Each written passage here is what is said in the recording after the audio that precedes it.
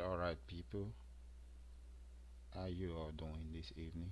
This is your boy Banji, and I was planning on coming out to do this tomorrow because I feel like it's kind of late tonight. But fortunately, since I was planning to go out and play soccer, it started raining, and for this reason, I realized I will not be going out to play soccer, and I decided to go on with this right now.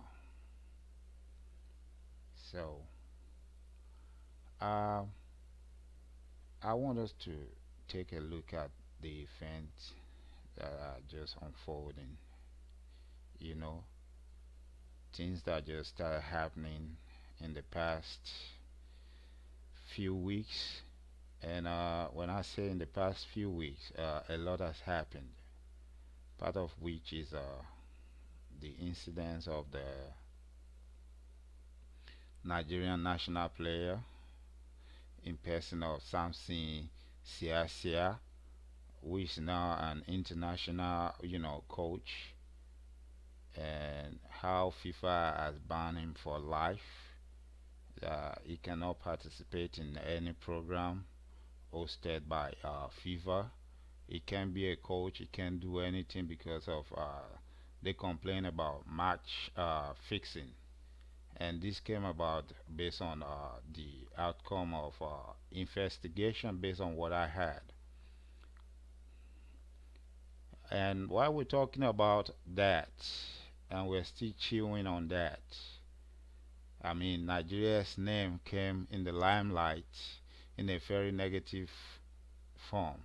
And while we're still chewing on that, uh, another name came up same week. I'm talking about Obinwanne Okeke, who was on the Forbes list of 30 Forbes list of on the 30 millionaires in Africa. And it's so surprising that now, based on everything we've seen in the media so far, they claim he has been a fraudulent person all along because they've been investigating him for a long time. And from their findings, he has been into, scamming people, especially big companies, of their money by creating, fake accounts, fake business accounts under different names, and then all these accounts they claim they linked to him. And this case is still ongoing. The investigation is still ongoing. Uh, what I want to say is this: this all boils down to one thing and points to one thing, as far as I'm concerned. It comes back to the fact that in Nigeria, we as a people, we're not doing the needful, we're not doing the basic things that when people like myself, when we were growing up, it was a lot of things that were put into consideration in training a child. And it's always drum in your ear that a good name is better than gold and riches. That it's better for you to protect your family name than to be rich and not be of good character. And this is what we grew up with. Like, even when you go out or when you are doing things on the street or anywhere, it always comes to mind that you want to be a good ambassador for your family first, and then your community, and then your country, and then to humanity as a whole. The background training, the home training, and then this coupled with the fact that when you go to church, the kind of sermons that you hear at the Sunday school, at the children's department, are things that will teach you that certain things are not good, and this is how to be of good character. This is how you can take care of your neighbor. This is how you can be your brother's keeper. And if you look at today, what we have today, all these things are lacking. We actually don't have this anymore. Nobody's talking about these things anymore. Nobody's doing all these things that we're talking about. Because I noticed that all that people care about right now, even in churches, is how much you have, what can you give, or what can you do for the church. And don't misquote me. I said most churches, not all the churches, because there are still some churches that are trying as much as possible to do the right thing, and to bring people up and teach people the right way to go and the right things to do. But like I said, most churches nowadays, you go to church and everything you hear is how you can be successful, how God wants you to be is to be successful. There's nothing wrong with being successful. There's nothing wrong with having money. There's nothing wrong with being rich. There's nothing wrong with being rich while you are still young. There's nothing wrong with being blessed by God. The only thing wrong is when you are being pushed to believe that you are a failure if you don't have these things. That is what is wrong. When someone keep preaching in your ear that you just have to succeed, you just have to have money, you just have to be able to do this. Even some goes as far as saying that when you get to a certain age, you should have had so and so, you should have had such and such. And this is what a lot of people are being brainwashed with. And everybody is struggling, running around, striving. They want to be like what they were told they need to be. They want to be where they were told they need to be. But this is wrong. We're taking the wrong approach. And I believe this is pushing a lot of youth to go into all this wrong trade, all this wrong habit, all these things that can bring, that can tarnish the image of an individual, their family, their community, and their country as a whole, just like we have right now. Remember now, while we're still dealing with this, another one came up. Another one came up right while we're still dealing with this situation that I just talked about. Just last week, the FBI came up with another one that 80 Nigerians were arrested and they were all involved in the same kind of fraud.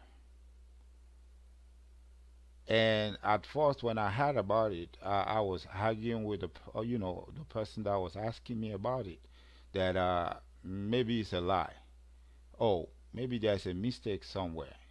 It must be a mix-up. But see, it quickly dawned on me that I've done something of this nature in the past. Like, if you all remember, when they arrested this guy, what's his name? Uh, Abdul Mutalab. I remember I was working with a company, and somebody from a place of work called me and said, "Have you seen the news? Have you heard what just happened?" And I was like, what's going on?" And he said, "Oh, go ahead, turn on your TV.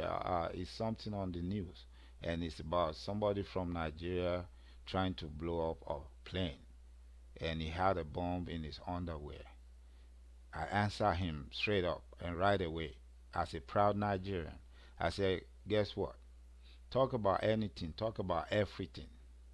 I may not argue with you, but this point you just made, I don't think there's any Nigerian that will want to bomb himself up. No, the guy is not a Nigerian. There must be a mistake somewhere." And the guy said, "Well, they say he's a Nigerian." And I started out, to say, how much I know about how some people forge documents to travel and they are from other countries. Because I was trying to let him understand that the name that he just mentioned to me that the guy goes by, Abdul Mutalab, is not a name that I think I can attribute to Nigeria. Not even knowing that the guy is actually Nigerian until finally when the father came out and the whole news broke out and I got to know that okay, the guy is actually a Nigerian. I learned my lesson then. Yeah, okay, you can't put anything past Nigeria. Anything can happen anywhere, in fact. So from that day onward, I learned a lesson not to take up for anybody or for the country called Nigeria. I learned only to speak for myself, for my children, and for my immediate family based on what I know. Now, I'm gonna play this video, and I can see this lady was asking a very, legit question, and a question that we all need to think about and ponder about. She was asking, and she was saying that it looks like it's high time that we all go back to basics, and I think she's making a very good and great point. Because we've got to a stage where all the things that we grew up with when we were in school, how they brought us up in school, like you go to school, even on the assembly ground, there are some songs we sing before going into the classroom. There are some things we do, and what I notice in all those things, there are some words in those songs that are actually preaching to you, telling you that it's not good to steal, it's not good to lie, it's not good to do this or to do that. Even though as children, sometimes we still go out of our way and do some of these things, but we do it knowing that we're doing the wrong thing, and if we are caught, it's not going to look good on us. And most times, that cautions us from, doing some, certain things. We think twice.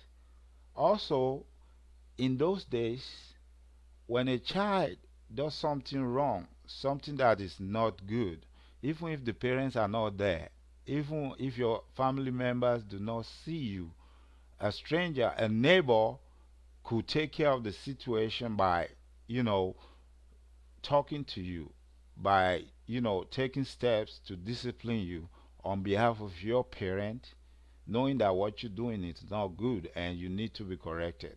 But what we have nowadays is a situation where even most parents don't even discipline their children. So neighbors don't even want to be involved with their neighbors' children because they don't know what the parents are going to say. In those days, your parents don't care. All they want to know is that you did something wrong, somebody corrected you, you've been disciplined. And then they're still going to go ahead and discipline you and turn around and thank their neighbor who has taken care of the situation for them. But what we have today is actually some parents, when somebody even talk to their child, they get mad, they say all sort of stuff. They let the person realize how much they don't want them to be involved with their children. So what I'm trying to say in essence is this: the status quo needs to change, because especially most of us that are youth, we're agitating that they should allow the youth to lead. They should allow us to get into power. We're claiming to know how to do things, but let's move back a little bit. Let's relax and look at things. If we are allowed to, to lead, to rule the country, is this how we're going to do it? Look at this guy, Obinwanne Okeke. He was on the Forbes, on the 30 richest people in Africa. And I believe most people celebrated him. Probably most parents turn around and start talking to their children. Most wives turn around and start talking to their husband like, oh, look at him. He's such a young guy. Oh, that's your age mate. Oh, you're even older than that guy. Look at him, see what he made. You are still sitting there doing nothing. I wonder how many people have been pushed based on this guy's success that nobody knows the source. Some parents already push their children and say, why can't you be like Obinwanne Okeke. He's such a young guy and he has made all this. He has achieved all this. So most parents talk to their children and say, "Oh, look at that young guy. See what he did. Look at how proud the parents are. He has made the country proud." And they push their children. They want them to be like Obinwanne Okeke. And I remember this saying that I grew up with. My parents always say, I mean, my mom always said this to me. She would tell us that she don't look at other people's time to do things. She does things at her own time, and she believes that when it's time for something to happen, God will make it happen, and that's how she brought us up. Uh, and she would say in Yoruba, "Emma wo agwala sare." That means don't do your things on other people's watch. Do it on your own watch. And that's a very good thing. That's a very good way to bring a child up, because that whatever that saying, whatever that proverb means, it stuck with me.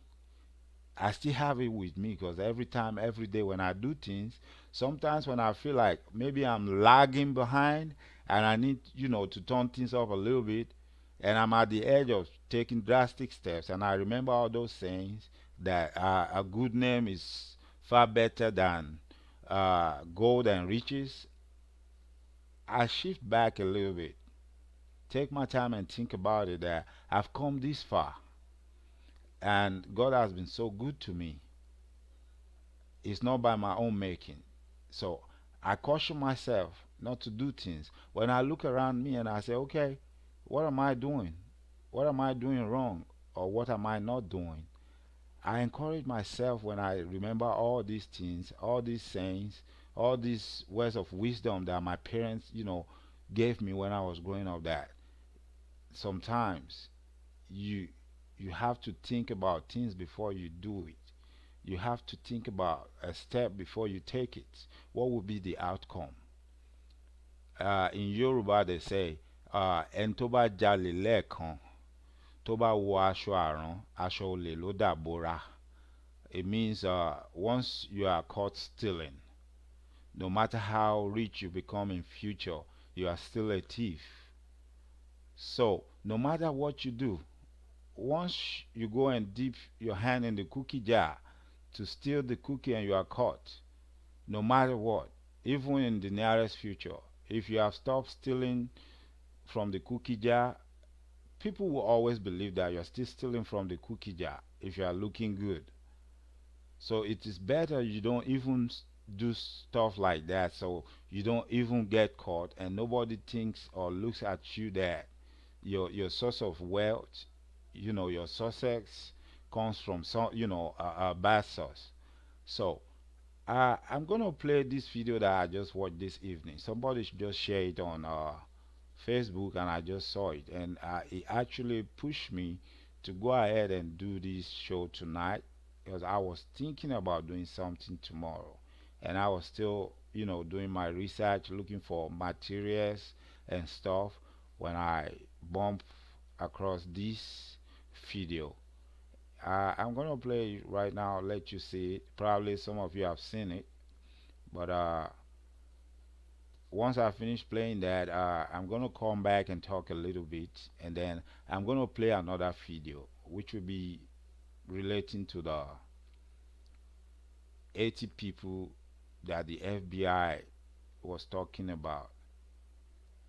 If you are online with me and watching this program right now, I would like you to join me by contributing. If you have any questions, I would like you to send your questions across, uh, and I'll be much happy to oblige you by answering your questions.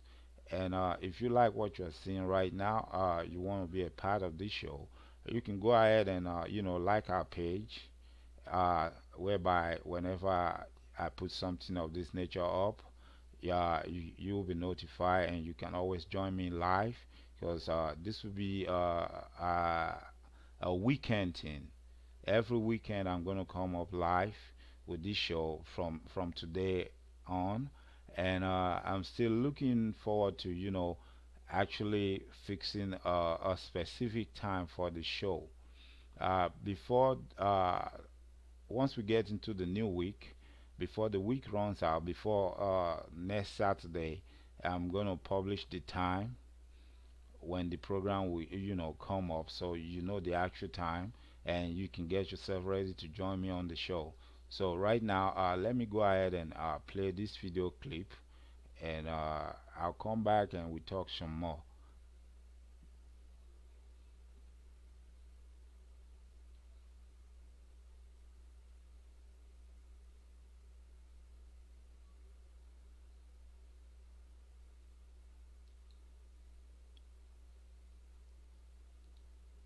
I don't know about you, but I've often taken umbrage with this trend by Western media of lauding short-knickered freshers with titles such as Best 30 Under 30 or Most Achieving 100 Under 40, etc.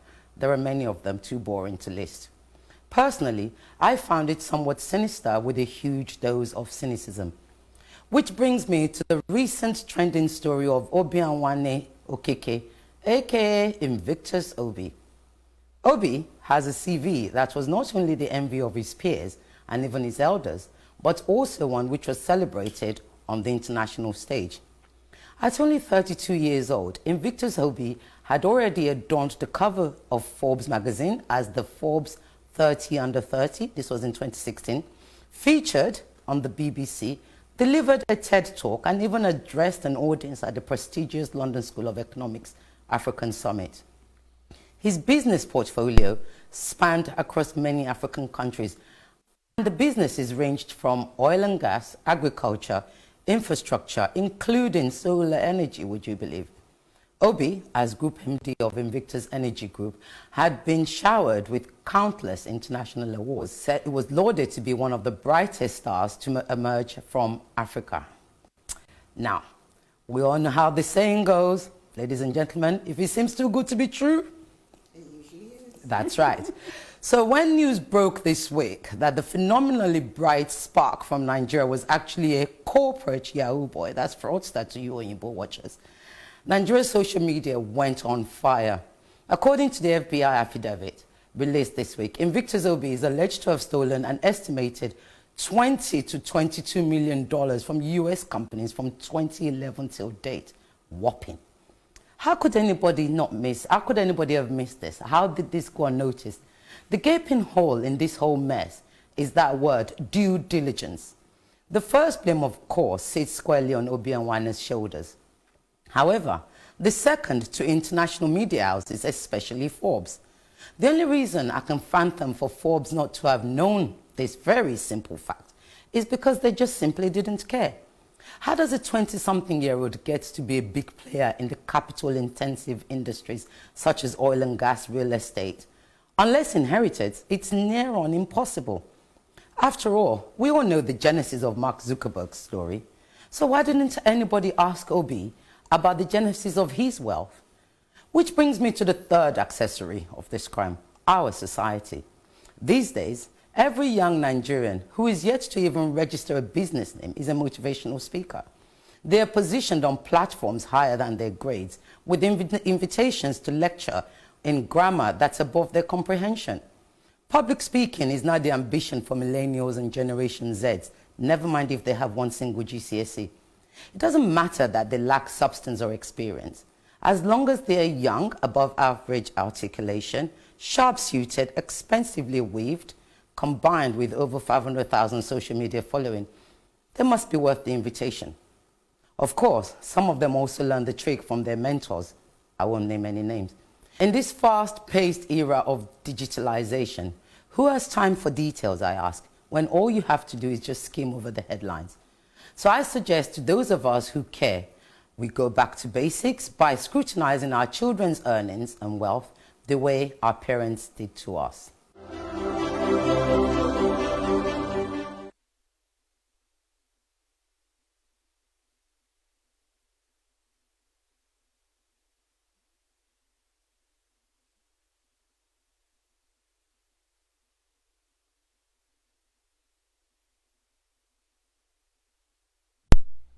There you go.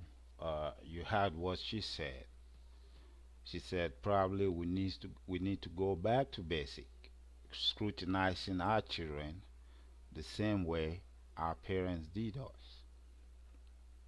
Because, and I cannot believe what she said was right. That statement is right, no matter how you want to look at it, no matter what angle you're coming from. She just said the right thing. We need to go back to basics. Try to train our children the way our parents taught us. Even though we might right now say that our elders have failed us. And when I say our elders, I'm talking about the ruling class. They have failed us because they are the root cause of most of what is happening right now. A lot of youths felt like they have been let down, and actually, most time when you talk about all the ills going on in the society right now, people are so quick to point you in the direction of, okay, look at what is going on in the country. People are suffering. People are suffering. There's no job, uh, no adequate food, no provision of social amenities and all that. Some, some even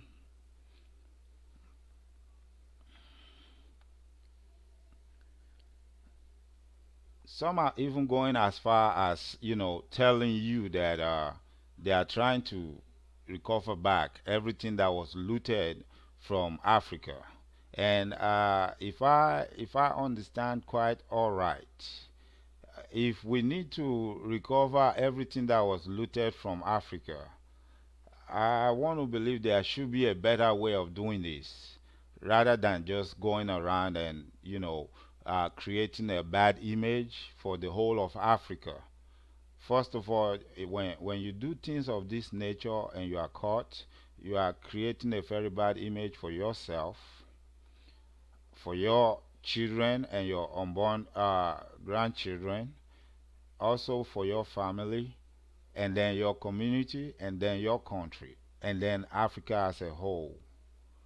Because, like it or not, we might say, okay, oh, everybody has a family name. But at the end of the day, it boils down to we're all Africans, we're all Nigerians. Because now, from the time that all these events started unfolding, I've had situations where people walk up to me, on my job or on the street, in the store, and they ask me, "Where are you from?" And once I say, "Oh, I'm from Africa," "Oh, where in Africa?" "I'm from Nigeria." And they're like, "Oh, did you hear, what is going on with people from Nigeria?" That tells you right there, it's no longer just them, even though they are the one that committed the crime, and it's their name being flaunted there, on social media and on front pages of news. But at the same time, people put that stigma on all of us. As long as they know you are a Nigerian, then you become a target. Right now, I can tell you, this is just the beginning. These events that are just unfolding, the ones that we have seen so far, this is just the beginning. I can tell you now, before you know it, the next thing you see now is people will go to the American consulate in Nigeria and probably not, get their visa renewed or not get visa to, come into the U.S. Even for those that will get visa to come into the U.S., when they get to their point of entry, there will be a kind of, you know, scrutiny that people will not like. And when you think about it, they have every right to do whatever they do from here on. They have every right to do whatever they do from here on, because what you people don't realize is the people that you are stealing money from, the people that you are scamming, most of them are losing their life savings, and some of them they end up committing suicide. Some of them end up, doing, taking drastic steps. just thinking about how they lost their money. Now they're saying that some are doing, marriage scam and all that, and stealing money. Now you creating a very difficult atmosphere for people that will be in genuine love, that will actually want to marry, other people from other places, because now Nigerians will be looked upon as fraudsters that will go into marriage just for the benefit of it. And I can tell you right now, I've been in a situation where I was trying to help a colleague purchase something, and he told me about it that he was looking to buy some cheap furniture because he just came into this country and he just wants to get something very simple so he can, start putting stuff together until he gets a better job, and then he can afford to buy some new ones. And I told him I know how to, go about it and find him, something that is at least fairly used for reasonable price and will actually look like brand new. It could be new too. And he said, "Okay, go ahead and help me." So I found this specific spot where somebody was planning to sell some furnitures. So, and I got in touch with the person, I mean, right on Facebook. And the person was like, "Yeah, I'm over here. And if you guys want to come and take a look, or if you want to come with the money and come get it, because it's going to be based on first come, first serve." So I called my friend and I said, "Come on, get your truck and let's go over here. Bring some money along with you so we can buy this furniture." I already seen the picture and everything looks good. If the furniture is as good as the picture that I saw online, uh, we need to bring a truck so we can get it right away before somebody else gets it. So we went to the place, and on getting to the place, we saw the lady. It was a lady that was actually, planning to sell this furniture. As soon as she saw us, she started smiling and she was looking at us. And I walk up to her and I'm like, "Oh, are you so and so?" And she was like, "Yes, I am." And she asked me, "Are you so so and so?" And the way she pronounced my name, I was astonished because I'm like, and then I asked her, I said, "I know you're not from Africa. I know you're not from Nigeria. How come you know how to pronounce my name?" She smiled and she said, "You are Yoruba, right?" And I'm like, "Yes." And my friend was also introducing himself. And if my friend is online listening right now, I know he can acknowledge this story. And he said, "My name is so so and so." And she looked at him and she said, "You are Yoruba too?" And I'm like, "Yes, it's Yoruba. It's my cousin." And then she said, and then I asked her again, I said, "How come you know how to pronounce these names? And how come you know there's a tribe called Yoruba tribe in Nigeria?" And she smiled. She said, "Because I was married to someone from your tribe." At that moment, I was so happy and I became so proud. And I was about to start asking her, "Oh, how is he treating you? Because I know we take care of, our wives." And then she was like, "Oh, everybody knows you Nigerians, especially here in the US." And then she was like, "Especially you, the Yorubas." And I asked her, I'm like, "How do you mean?" She said, "Well, like right now, I'm selling all this stuff because the one I was married to, she mentioned the name. I'm not going to mention names here, of course. He said, "The one I was married to, who happens to be from your tribe, ran away on me." And she told me, she said, "Oh, we were actually married for about 6 years. But what I didn't know was he just married me so that he can get his paper." And I asked her like, "But how did that happen? So where is he now?" She said, "I don't know." "How come you don't know?" She said, "Well, all along he's been working out of state. He doesn't stay at home. He just come and go. And so when one day he woke up, packed his stuff, and said he was going to work, as usual, I thought he was just gonna be gone for 2 or 3 weeks and he will be back. But for the past 1 year now, I've not seen or heard from him, and that's why I'm selling the house, because I married somebody else and I'm moving on. And then she was like, and then when I started telling people my story, they told me that that's how you Yorubas from Nigeria behave. I was ashamed of myself. I don't know what to say. I don't know what to tell her other than to tell her that, well, you just happen to have a bad experience. And I told her, I said, I don't know, probably you guys have issues or something's going on. And I started to ask her too, like, maybe you call the cops on him, stuff like that, trying to, figure out what actually happened. And she told me none of that happened. She said actually people thought they were like the perfect couple, like the best couples. And then she said, if you care to know, I can show you pictures and stuff. And then she told me that actually she found out he was married to somebody else back home in Nigeria, and that he probably went back to his wife, and he knew he was going to do that all along. And I'm like, how did you get to know all this? And she told me, oh, some of his friends told me, some of them here in the United States, and some back home from Nigeria, because I sent them some money to help me do some investigation and find out where he's at. And they told me everything I need to know. See? Now, that's another issue, and that's another topic for another day, on what we ourselves do to ourselves. But back to the topic that I'm trying to treat today. All this issue of scamming people,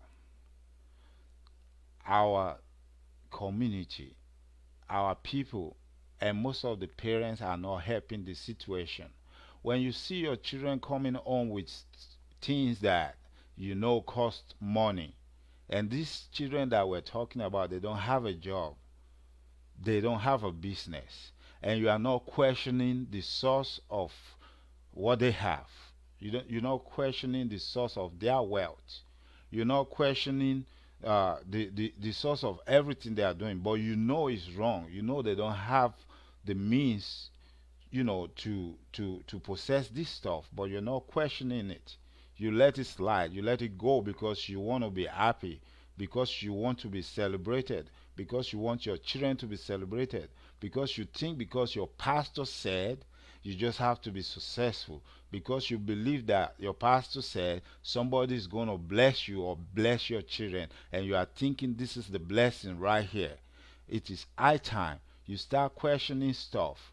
Yes, there is God, and in Christianity, our God can bless you in different ways. But guess what? You have to do something. There must be a job. There must be a business. There must be something you are doing for God to bless you. And God is not a money doubler. God is not going to double money for you. It's only magicians that doubles money. God don't double money. Anybody that tells you that God is going to double some money for you, that if you put down 50,000, God is going to reward you 100,000 or 200,000, it's a lie. Yeah, you can put 50,000 into God's work, and God bless you with 1 million based on whatever business or job you do. The money is going to come from a source, and you will know the source of the money. It's nothing like miracle money. You don't have a job, and somebody tells you you are going to get some miracle money and you're waiting for that money. It's a lie. You don't have a job, and somebody tells you somebody's going to come and give you money. What money?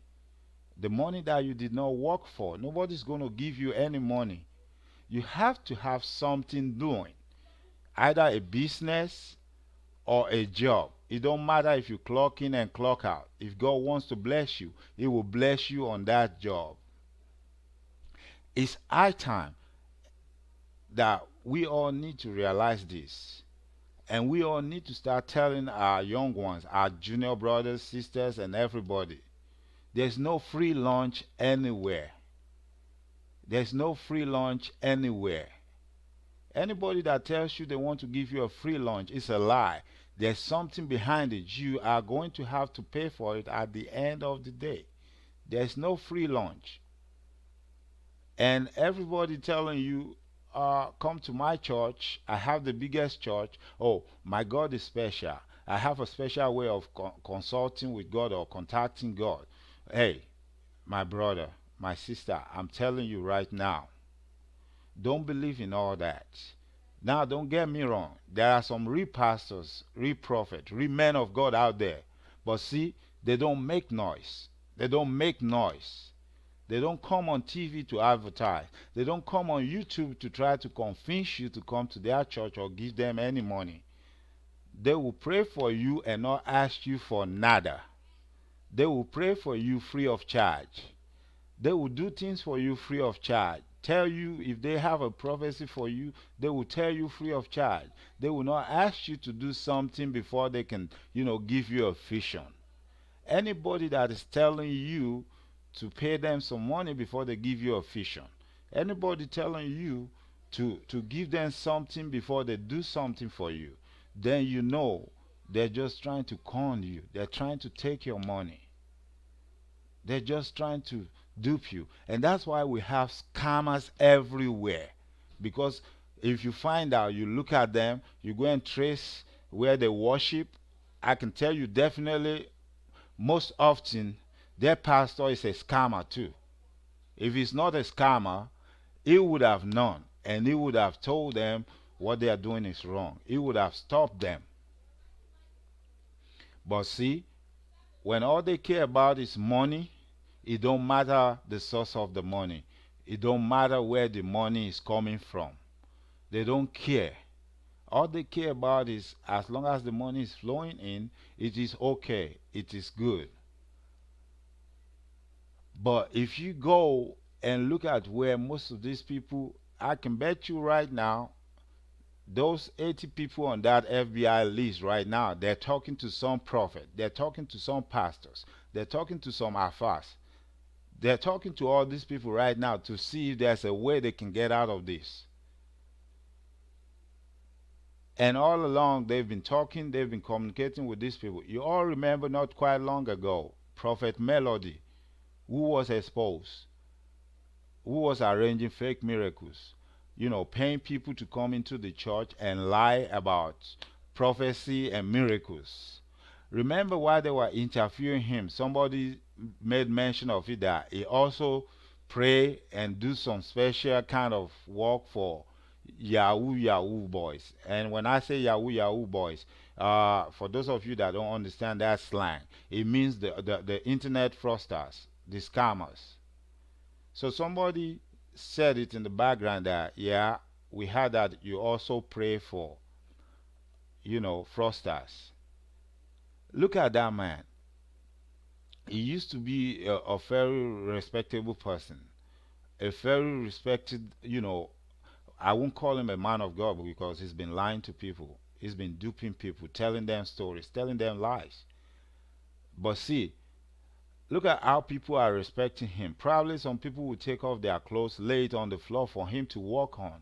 But look at him when he got caught, and the policemen were interviewing him. He can't even look up. He can't look into the camera. He was so ashamed of himself. And I know right there where he was sitting down, he wished he never did what he did. And that's always the outcome. That will always be the outcome.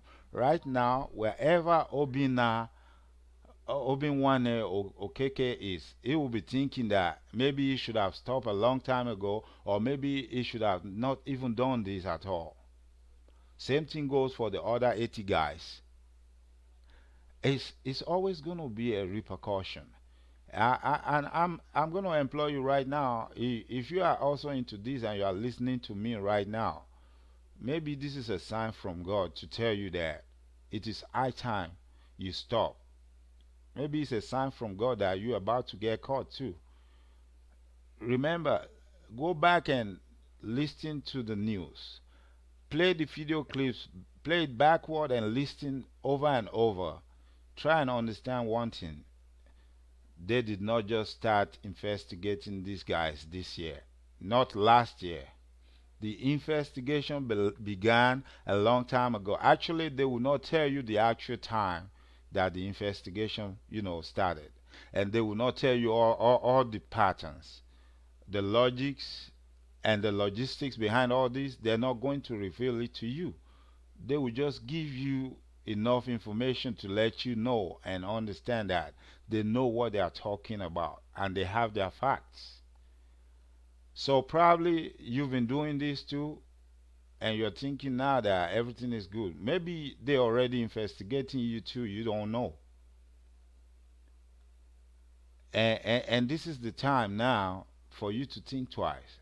Before you make the next move, you want to think about what you want to do with your life, how you want to move on from here on. And if you think you want to keep on doing the same old thing you've been doing, I promise you right now, especially if you are a Nigerian, forget it. Forget it. Even those of us that don't do these things now, everybody's under the radar. Everybody's under the radar. So don't even think about it. If you're about to just start, I can tell you right now, just forget about it. Nip it in the bud. If you've been doing it, stop it. And pray that you are not already under the radar, that they are not looking into you already. And I beg you all in the name of God, enough of this bad image, enough of this bad reputation that you're giving all Nigerians. Enough of it.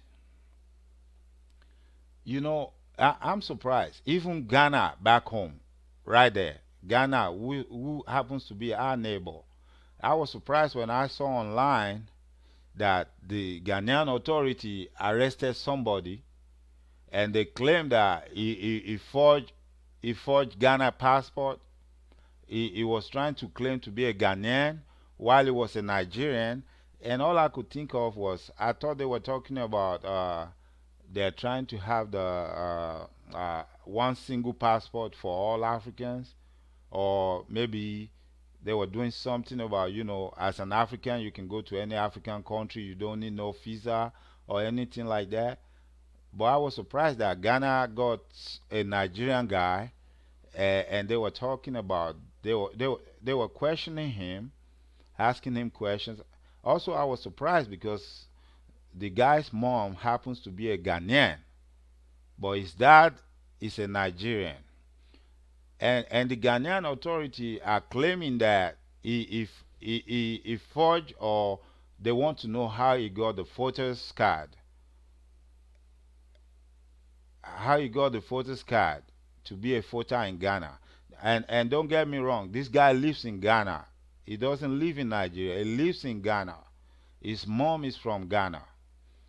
And as I'm talking to you now, I can mention about 7 people that I know here in the States that are their mom is from Ghana and their father is from Nigeria.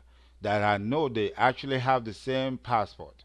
Like they have Ghana passport, and they have, if they are not yet American citizen, they have Ghana passport and they have Nigerian passport because their mom is from Ghana.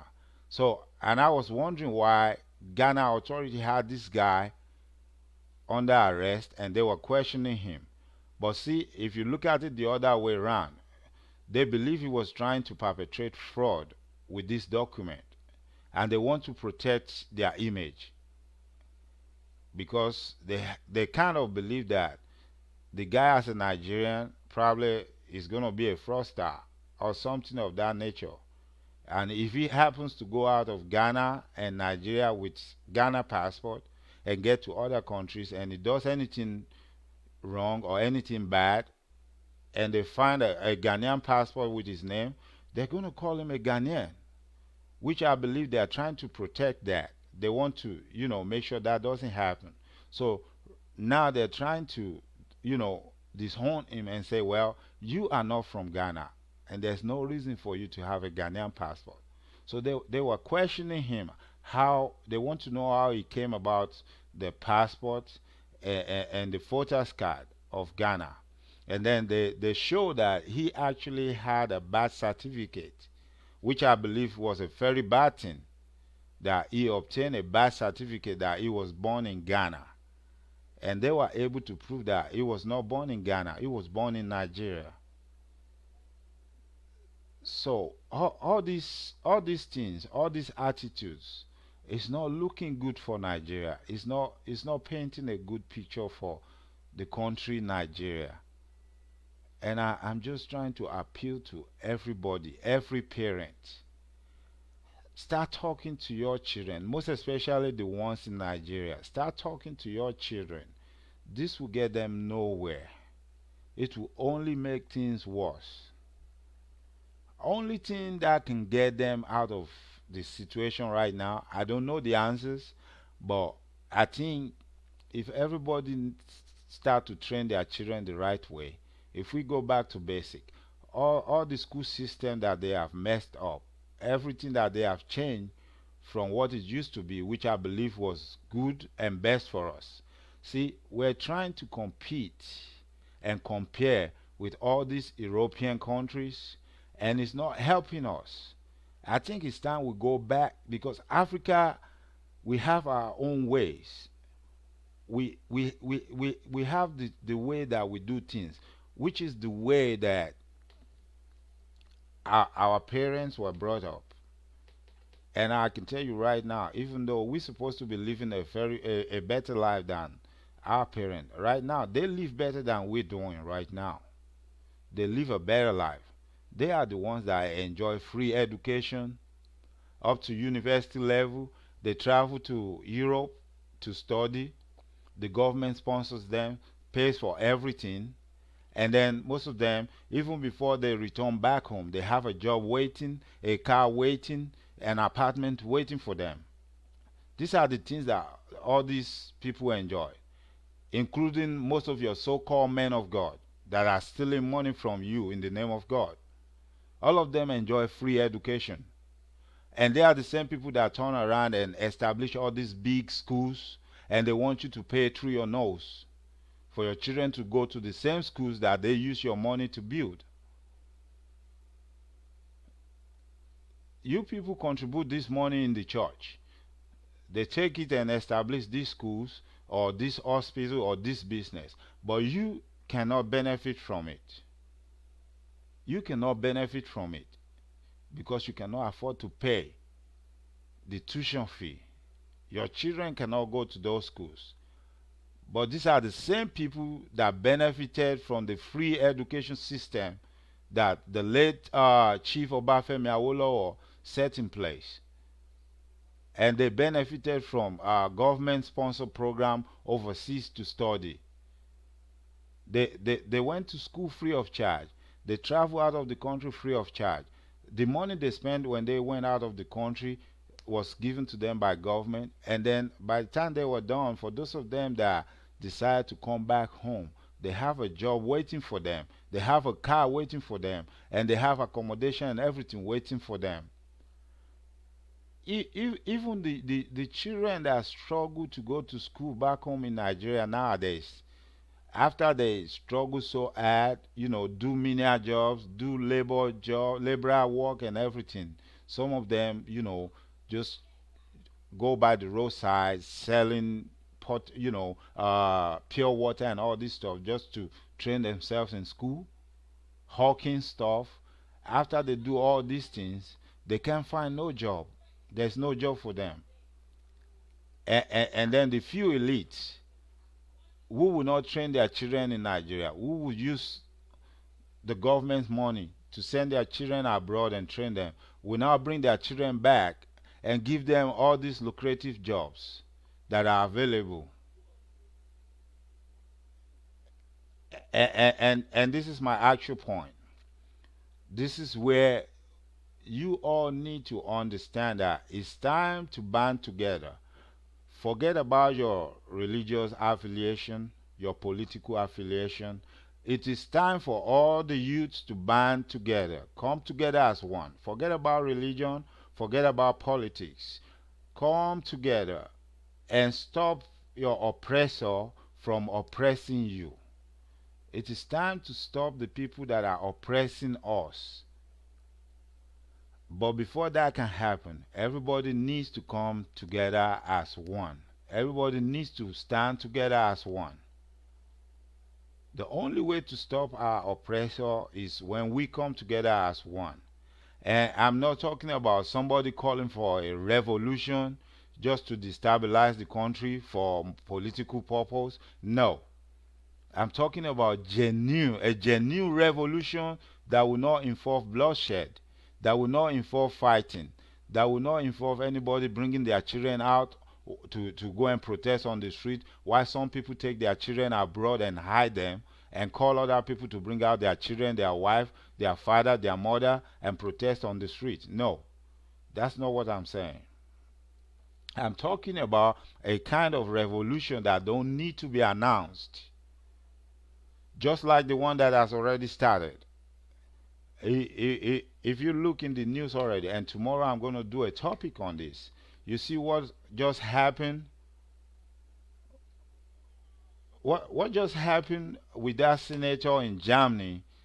Uh, Even though it was done by IPOB, I want you to know. Go back and think about it. Earlier this year, Senator Dino Melaye stood on the floor of the Senate and was telling his colleagues that there is a fear and there's a danger looming. And I can tell you now, right now, the same danger that he told them was looming is already upon them. It's already upon them. You see, some of them that were supposed to travel last week and in the incoming week, all of them started canceling their trip because they know what likely awaits them where they are going, and they don't want to be embarrassed. You see where you see where they are going now. You see, when the people know their rights and stand up for their rights, you see what can happen. You and I can tell you now, most people in the diaspora are ready to work with you. Nobody is singling themselves out saying, "Oh, well, that's the problem for the people in Nigeria." No, everybody still have a tie back home, like it or not.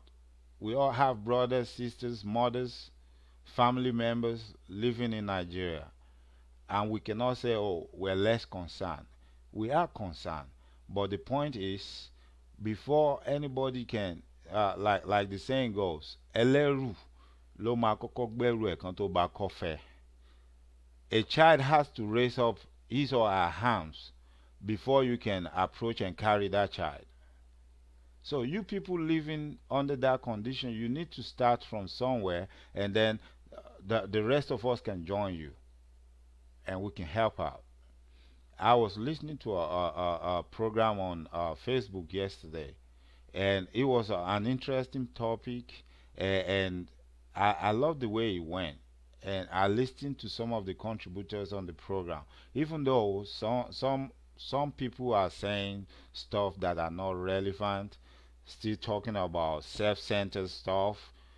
But a lot of the people that came online and contributed to the show actually, came up with reasonable points that, you know, that shows you that there are still some people out there that know what is going on and have a plan on which way things need to go on the way forward. I'm gonna go back right now and play that video from the FBI list, and after that I'll come back and talk some more. So just bear with me for a minute. All right.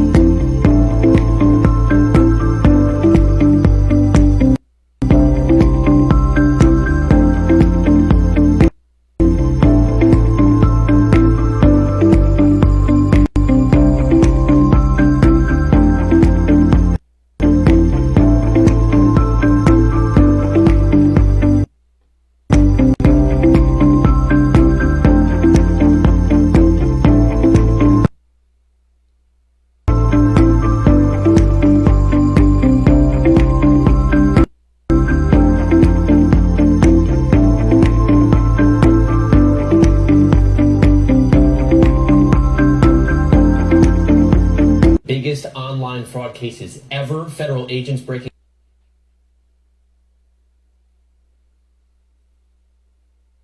up an elaborate crime ring that stretched across the globe. At least 80 people are charged with preying on businesses and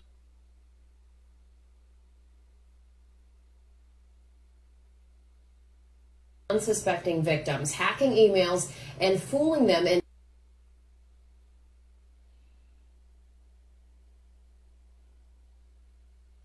turning over tens of millions of dollars, some cases in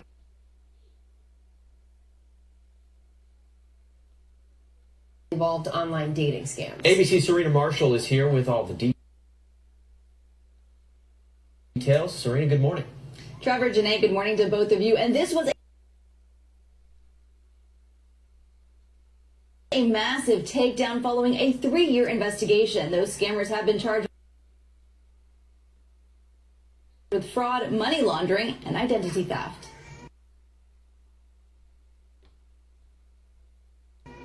Federal officials are calling it one of the largest fraud and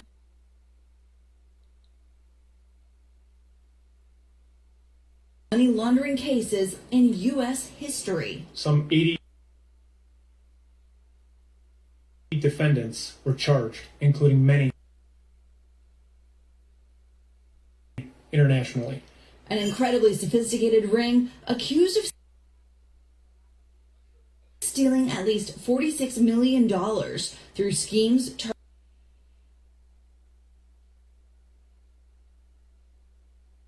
targeting the elderly and vulnerable. In some cases, the victims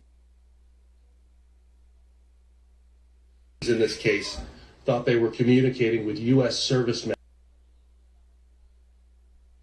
stationed overseas. And in a new scam, authorities say they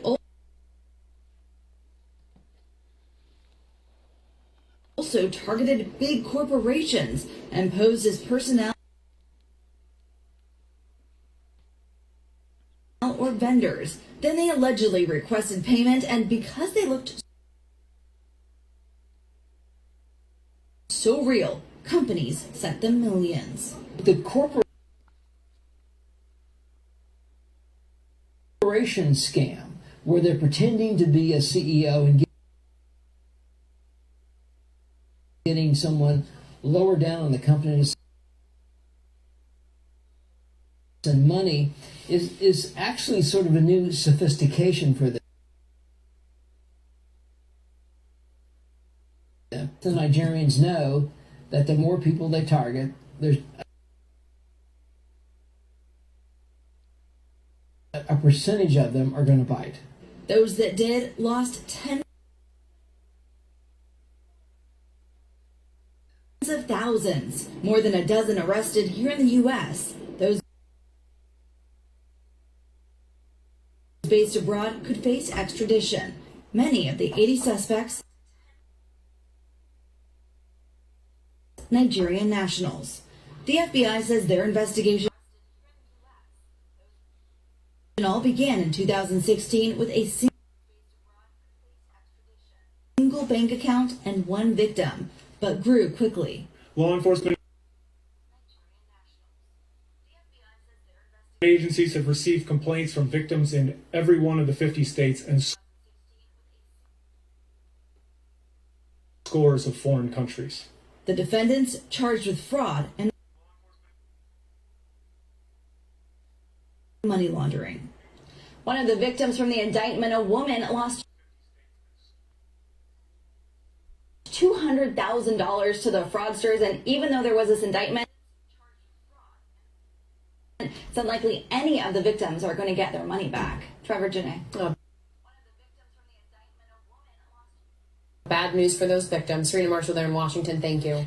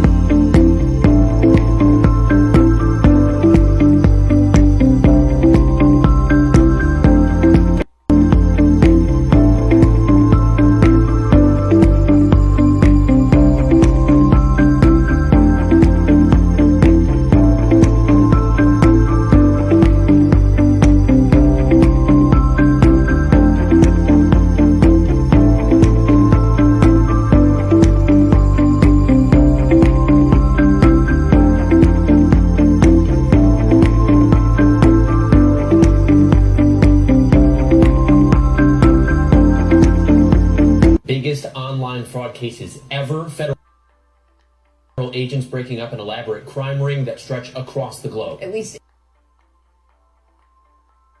80 people are charged with preying on businesses and unsuspecting victims.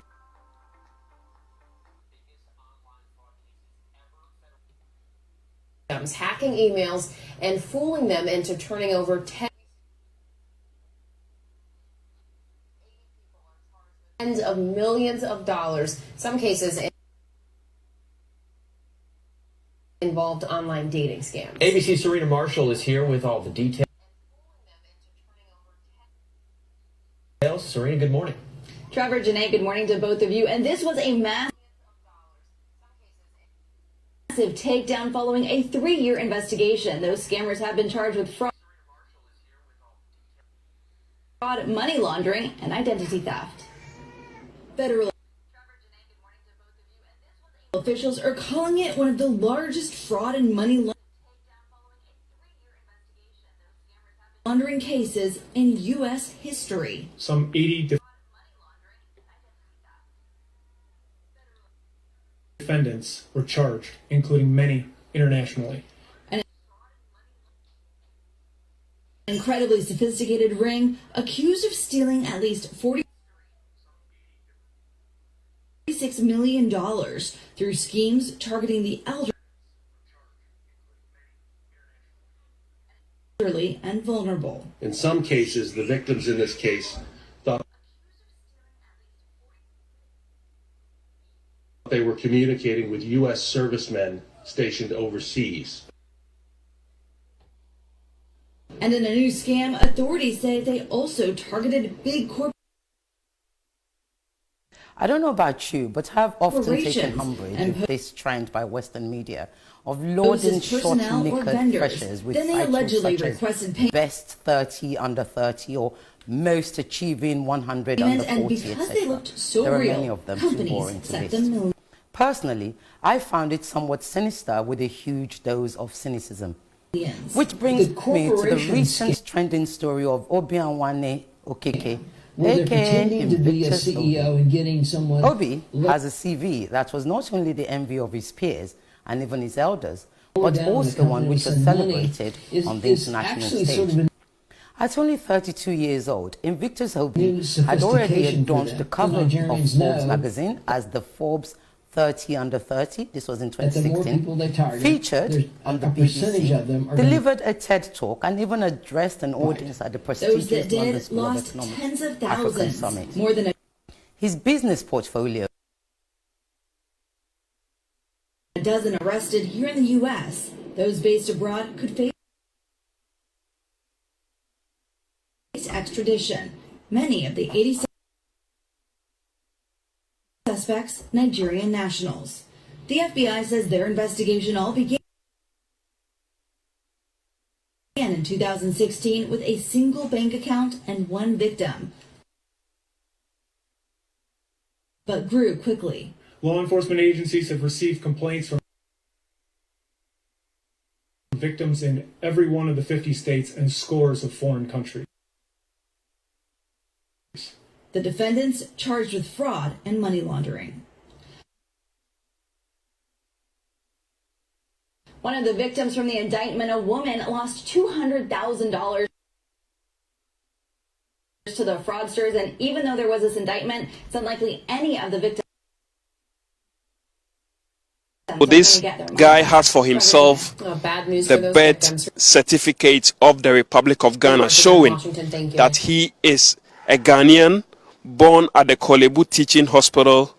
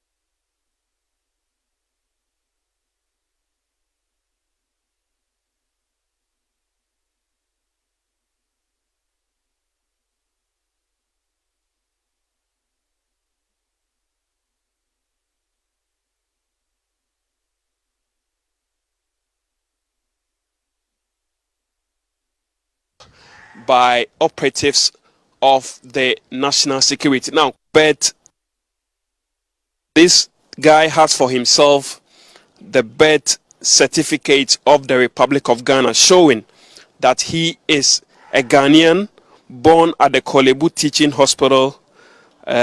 He says his father is a Ghanaian, his mother a Ghanaian, and born on the 24th of November 1989.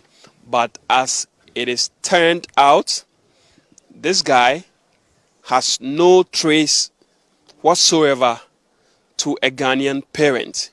He was going through the process illegally until he hit a snag and was picked up by operatives of the national security. Now, questions that are coming up are: one, how easy it was for this Nigerian national to first of all go through the process to acquire for himself a voter's ID of the Republic of Ghana.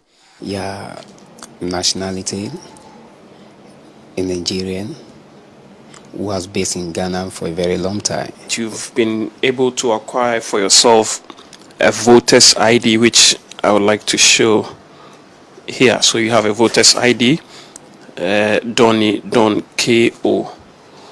How did you manage to get for yourself a voter's ID of the Republic of Ghana, you not being a Ghanaian? Like I said earlier, that because I've been a place and I mean myself as part of the people. So if you are part of the people, then why would you do what the people, what you find at the place? So I decided to also to do everything that is. How easy was it for you to get yourself a national voter's ID? Well, when they were doing the voting ID, when they were doing the ID card, which I went to join the queue as other people joined the queue, so I joined the queue and I did it. And when you were asked questions, how did you successfully evade the protocol to get for yourself the ID card? I was able to answer the question they asked me, and that is all. That is all I did. This young man successfully got for himself a birth certificate showing boldly, as you see, that he was born at the Kolebu Teaching Hospital, when in fact he was born in Nigeria and a Nigerian.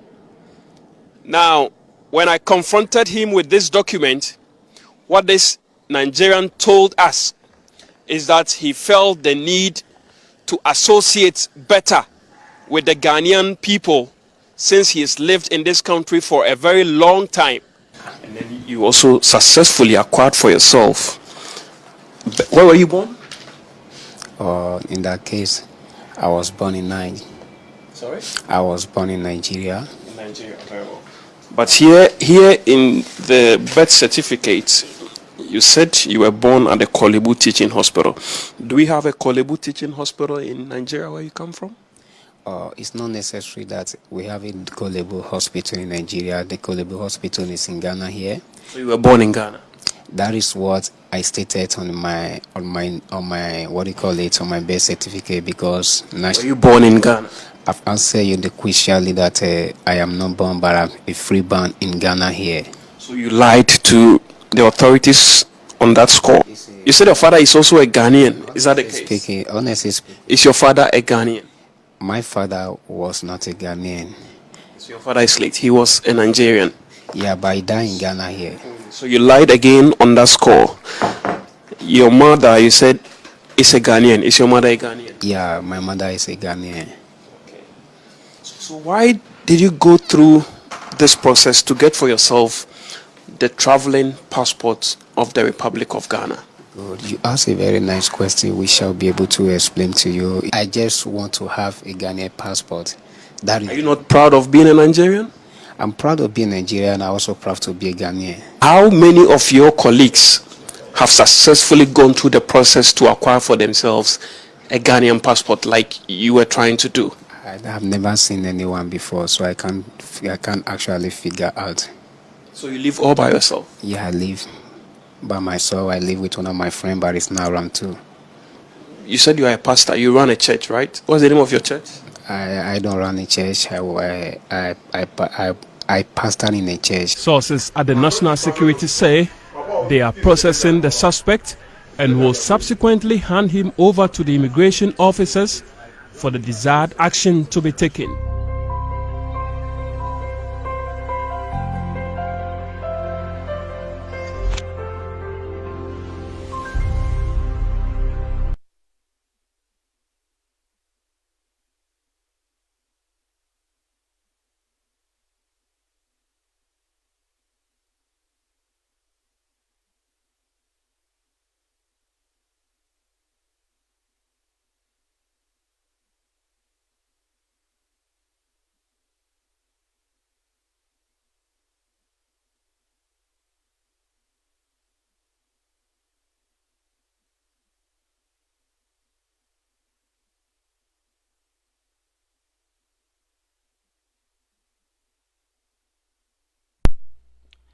All right, people.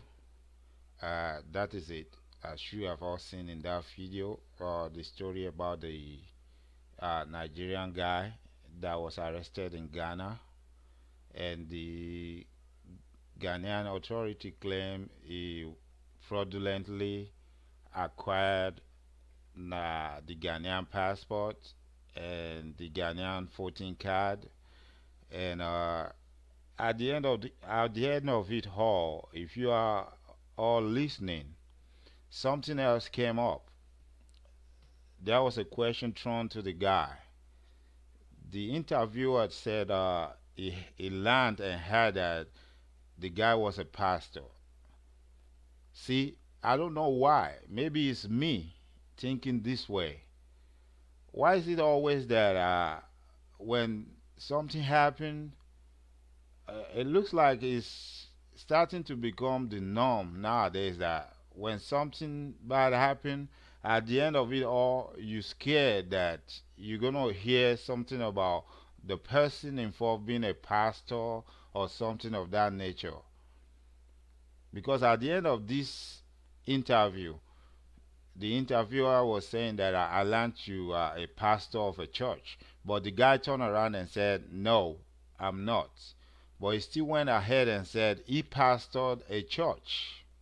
Now, we tend to ask ourselves, if you are a pastor and you pastor a church, if you were not born in Ghana, I believe there should be a way that if you want to be a Ghana citizen or indigent, there should be a proper way, a legal way for you to acquire the necessary papers without you having to forge any document. Because don't get me wrong, the only thing I see wrong in this whole process is how the guy ended up forging the birth certificate. Because left to me,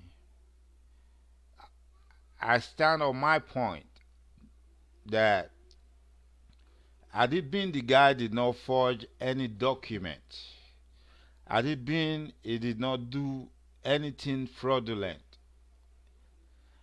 I could stand here and fight his case that based on his claim that he's been living in Ghana for so long and his mom, his biological mother, is from Ghana, he has every right,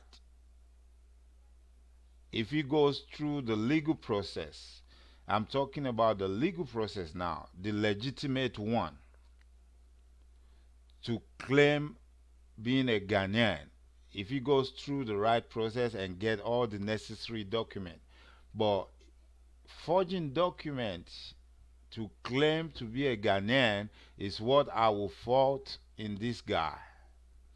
That is the only fault I see in this guy. Because like I said earlier on this show, I can point to about 7, 8 guys that I know here in the state that I was even surprised when they told me that their biological father is from Nigeria, because I've always thought they were Ghanaians.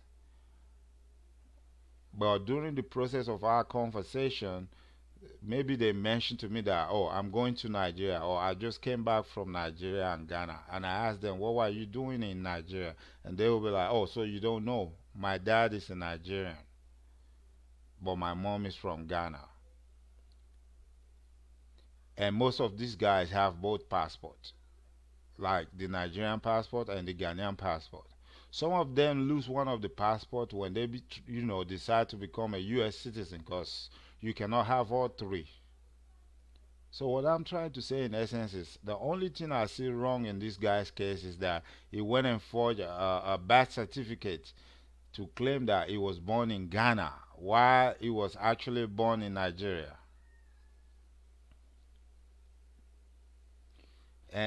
And then to make things worse, to hear that he's also a pastor is another thing that actually pierced my heart. I mean, because at the end of the day, it still comes down to the same point that this is another fraudulent person. And then how do I want to trust you? How do I want to believe in you that everything you stand on the pulpit and say is true, and you're not lying? You're not just looking for a way to make ends meet. I have some videos already that I've putting together just to show us some things that I figure out. And this was based on the fact that a few years back, while I was talking to a friend in Nigeria, and I was asking this friend of mine that if I want to start a business in Nigeria, if I want to invest money into something, what will you advise me as somebody that is on ground, that is in Nigeria and knows what is going on? If you would advise me, what would you advise me to do with the money? Where should I invest the money? Then he turned around and told me, he said, friend, let me not deceive you. The most lucrative business in Nigeria now, I will tell you, is three things you can invest your money in. And I'm like, so what are they? He said, first, it's either you build an event center. I mean, that still sounds good. That's like real estate business. I will invest my money, buy some lands, erect a a good event center, and then based on whatever amenities I have there, people will patronize it, because yeah, Nigerians love parties. Owambe, okay, that's fine. He said the second one is I will advise you go into school business. It wants me to invest money building a school, employing people to work there. That's another one. I can say, well, likewise, that could be a good business, but at the same time, I was thinking deep down inside me that if I have to do that, I have to make sure it's up to standard. And the kind of people that I'm going to have to put in there should be people that I know I can trust, we give the best of education to the to the pupils, not just putting up a school and then walking away and just expecting money to flow in, which is what they are doing right now. A lot of those schools, private schools in Nigeria, all they are doing is they just have a good package. The packaging is right, but the education they are impacting into the children is nothing to write home about, because these are the so-called products of those same schools we are talking about. All these people you are seeing now, all these fraudsters. So you can tell, you can see what is going on. Some parents just pay a lot of money just to educate their children, and put garbage in their head, and then at the end of the day they turn out to be fraudsters because they don't know what to do, because they never had a good education. Most of these pupils going to those private schools, you can say whatever you like. You can say they're not teaching them. You can say things are not right in there. But I can bet you, like myself, I'm a product of a public school, and I'm proud of it. I can say it anywhere. I can stand anywhere and boast about it. I'm a product of a private school. And I can tell you right now, when most of my mates stand and speak, I will stand and speak. And I will prove myself anywhere. But I know most of my friends that went to private school. And I don't see any difference between me and most of them. And even some of them, I can tell you they cannot stand beside me. But I'm a product of a private school. But see, those are times when things are still okay. But what we have nowadays is they mess up the public school system so that they can make money from their private school. And then they get people to pay this much money for the private school that they created, but they're not giving them their money's worth. So that's part of us going back to the basic. We need to find a way to renovate our public schools, to re-equip them, make sure they are well maintained, get good teachers. Sometimes, like in the olden days, they tell the teachers that their reward is in heaven. And most teachers are proud of this. Most teachers will say this, that I know my reward is in heaven. But nowadays, what do we have? Nobody wants to wait for their reward in heaven, because even you people that put them in there, you're not waiting for a reward in heaven. You're getting all your reward here on earth. And those teachers too don't want to wait for the reward in heaven. So they would rather go to a private school where they have to do less work for more money, rather than stay in a public school where they have to work so hard for them not to get paid maybe 6 months salary. Sometimes they say some of them go for a year without being paid. These are part of the issues. That's why you end up with people like Obinwanne, Okekes, and the other 80 people that the FBI just published their name. That's how you produce all these mediocres. That's how you produce all these people that don't have no home training, that just want to go out there and prove to be somebody that they're not thinking about other people, that are going to be affected by their actions. I'm just saying this so that, as a parent, everybody needs to rise up. I mean, it needs to start from your house, from your doorstep, from your bedroom, and then it goes to the school. Then the teachers too have to do their part, and then all hands needs to be on deck. And then there needs to be, I don't know if I can call it a referendum, where everybody comes to the table and we need to talk about this. We need to go back to the basics. In those days, the first thing for a child to learn are the basics. You learn the basics first. You need to learn how to crawl before you can walk. You cannot just, you cannot expect to have a child in a day and you expect that child to walk in a day or a month. No. So when you see something of that nature, it's abnormal, it's not normal. But see, we turn around and celebrate this stuff and say, yeah, it's an advancement. We don't question things anymore the way we should. I'm not saying that it's not possible for somebody of a very young age to attain wealth. But what I'm saying is, we need to look at it. What is the source of the wealth? What kind of business is the person doing? What type of job does the person have? For how long? See, this is something that in the developed countries you cannot do, because they question everything. Even you want to buy a house whereby you are going to be paying mortgage, this is something they want to give you a loan. You're not paying with your own money. They still question you. They want to know where you're working, how much you are making. Maybe you want to put a down payment down. They want to know the source of the funds. Where's the money coming from? If the money is not coming from a reliable source, they question it.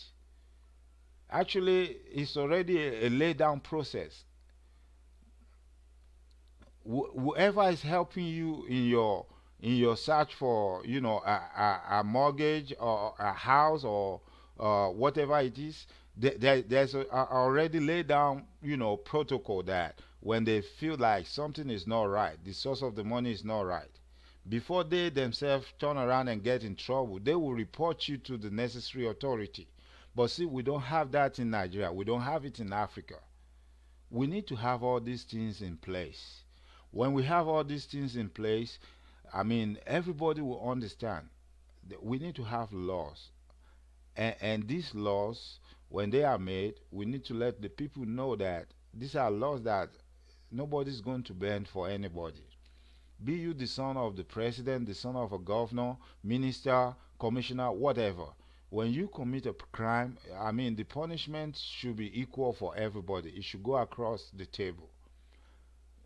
It's not that some poor people get punished while the son of the rich or the son of the people that are ruling the country, the few privileged ones, would do stuff and get away without serving the punishment. That's how we get ourselves into this mess that we're in today. Because everybody believes that the first thing to do is to amass wealth, to have money. So everybody's running helter-skelter to make money whichever way they deem fit. Because in our society today, what we celebrate is wealth. Oh, Banji have arrived. But nobody cares to know, what did I do to arrive? Was I stealing, killing people? Now you're all crying and shouting. You have Fulani herdsmen killing people. But see, amongst these Fulani herdsmen that you're talking about, we found out some of them kidnappers are Yorubas, they are Igbos. Not all the people killing people, kidnapping people are Fulani men. Some of your children have turned this to a trade. They've joined them. They dress like Fulani herdsmen and go out there and kidnap people and request for money. Nobody's talking about it. We need to stop covering up stuff. We need to start exposing stuff. We need to start opening up and telling each other the truth. The Yoruba man needs to tell the Igbo man the truth. The Igbo man needs to tell the Hausa man the truth. When the Hausa man does something wrong, the Hausa people should come out and let everybody know they are not in support of the bad thing. And when an Igbo person goes out and do something bad, the whole society needs to condemn it. Not that these people will say, well, it's our son, we're going to protect him. This is how we got ourselves in this mess. We're all in this together. See, with all this list and everything happening now, if I want to be biased, if I want to be tribalistic, I'll say, oh, if you look at the list, it's a lot of Igbo names in there. But guess what? It affects me too, because I'm a Nigerian. And people see all of us as the same. Even now, it's not just limited to Nigerians. It affects all Africans, because now the rest of the world looking at us all. And guess what? The people living outside Nigeria, living outside Africa, most often people don't know the difference between us until they ask us and we tell them, oh, I'm from Nigeria, he's from Ghana, oh, this person is from Guinea, this person is from Ghana. Most often they don't know the difference. They think we're all from the same place. So it's high time everybody get their act together. It's another video that I would like to play before I go. I'm going to go ahead and start looking for it, and hopefully I find it.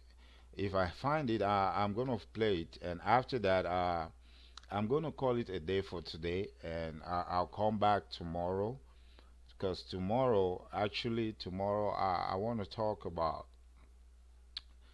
another topic. And if you are a friend of this program and you have not clicked the like button, you have not joined us, I enjoin you, please click and like the proverbial drum of wisdom, both the Facebook and the YouTube. If you have not seen our YouTube channel, I will employ you, please visit Facebook and subscribe to our YouTube channel. It's a new channel and it's just growing, and if you feel what I'm doing is right, and you want to encourage me, I will employ you. Please visit the Proverbial Drum of Wisdom on the YouTube page and subscribe to my channel. And also, I will appreciate if you can check out some of the videos. Leave your comments. I'm open to criticism as long as it's a constructive one. Uh, and whatever advice you have for us, I mean, you are highly welcome to leave your comment. And we would like, if you feel like what we're doing is right and you like what you're seeing, we will be glad if you can give us, the likes. Uh, that being said, I think this is where I will round it off for today. And tomorrow I will come back with another topic. And I hope to see you tomorrow. And have a blessed night. Bye.